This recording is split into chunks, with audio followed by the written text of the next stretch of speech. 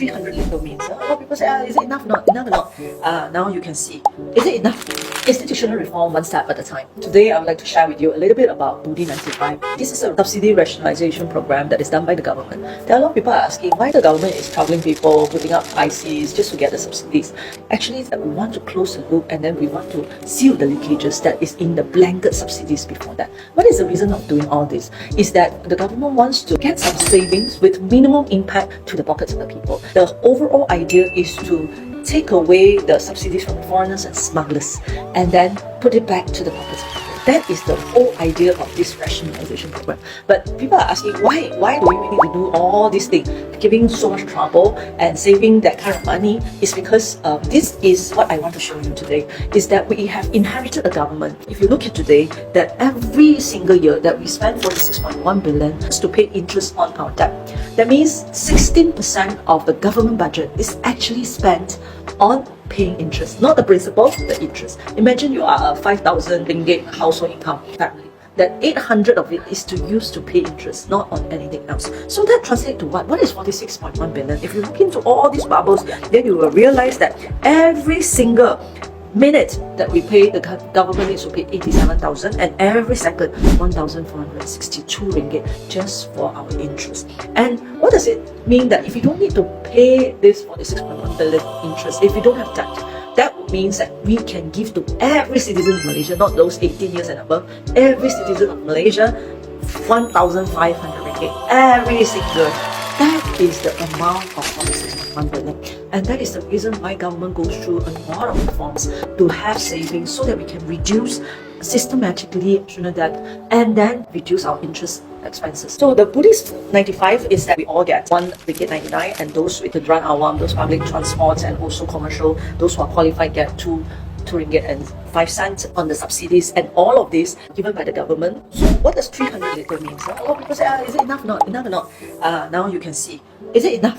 So if you are in the category, you say 300 litre not enough for your usage of the personal usage, you are in this the 0.5%, because 300 litre, this is a graph by the DOSM, by Department of Statistics Malaysia, to show what is the usage of every single of Malaysia. This is a plot of it, and if you can see, most of the people actually 90% of the people use less than 140 litre.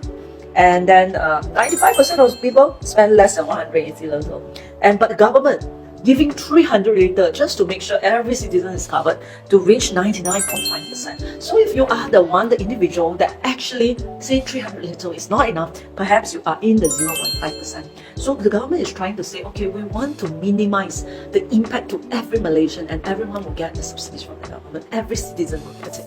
And that will also means, what is 300 litre? And I think by this month you will know 300 litre is a lot. If you are driving a Peranakan Saga, you would probably, you want to finish all your spending, you actually need to drive 200 kilometers per day.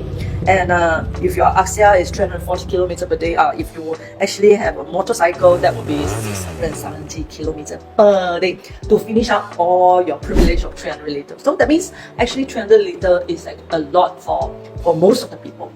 After doing all this, a lot of people are asking, hey, you are also giving subsidies, right? So there are, I know there are some MPs that talks about government is too lenient, government is too populist, still giving so much subsidies to Malaysians, because the current market price is about 2.60 cents. You are talking about 60 cents. Subsidies for every litre. And then people say, not enough, you are too populist. But even with this, by minimizing the impact to the people, even with this subsidies, we are talking about a savings. If you look into what the economists say, we are talking about the savings of 2 to 4 billion a year. What is 2 billion? What is 4 billion a year? 4 billion, you can build about 60 schools, about 8 specialist hospitals like the Sedang Heart Centre. You can give another 200 ringgit for every Malaysian, those 18 years old and above, those get SARA 100, you get 200 ringgit more. That means that is a lot of savings. And what we are talking about, I want to show you, is that before we do the 95 subsidy rationalization, actually we do this subsidy rationalization. When we do the subsidy rationalization, it's the same concept. We try to minimize foreigners and also smugglers. It was initially estimated the saving would be about 4 billion when they actually briefed the MPs, etc. Recently, the Minister of Finance too actually announced that our diesel subsidy rationalization saved about 7.5 billion. That would means that there are a lot of times when you give blanket subsidies, there are leakages that is undetected whether it's smugglers, whether it's foreigners, whether it's theft, or many things that would happen that you are undetected. But the moment we rationalize it, we realize that the savings will be more than what we estimate. So I would think that these 2 to 4 billion, we may be able to see more savings than 2 billion, probably at the foresight, or I hope that even more. So that would mean by having a fossil fuel, diesel subsidies and also BUDI95 subsidies, just on subsidies rationalization, the MADANI government successfully saved about 10 billion ringgit every year. 10 billion ringgit every year, take this money from the hands of the smugglers and foreigners to the rakyat's hand.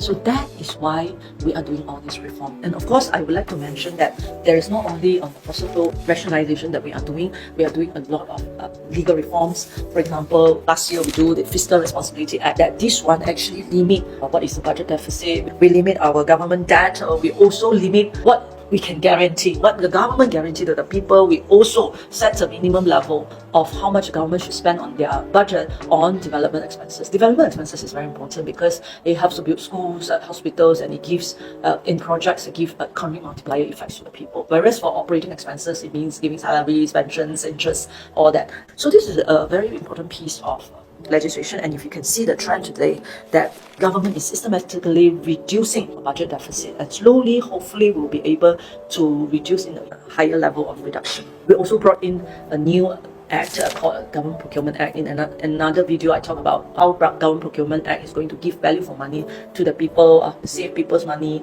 and it actually requires open tender, no direct subcontracting, no more subcontract, and then there is an appeal tribunal for all the government projects, so that government projects remain open and transparent to the people. So we also amend Audit Act. This Audit Act has not been amended for about 30 years, and we amended the Audit Act to expand the scope of NAD. We have the power to do follow-up audit. NAD means National Audit Department, have the power to set guidelines, follow the principle of follow the public money. Now NAD can audit double of what they can audit in the government entity, from 925 to 1,856. So just to give you an idea of how all these reforms are going to save people money.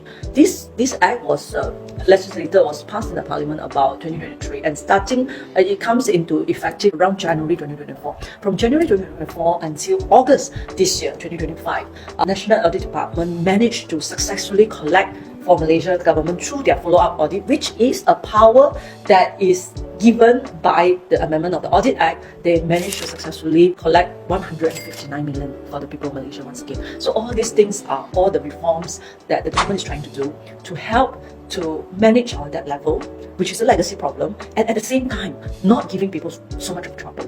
And that is a balancing act that I feel that the MADANI government is trying to do. And of course, not everyone will be happy with all these reforms, and there are imperfections, whether it's in rollout, whether it's in anything the government trying to do. There are also some loopholes, the amendments that we bring, the legal reforms that we bring, but we are really stepping forward, and we are really doing the institutional reform. So I hope that people will look at this as a glass half full instead of half empty.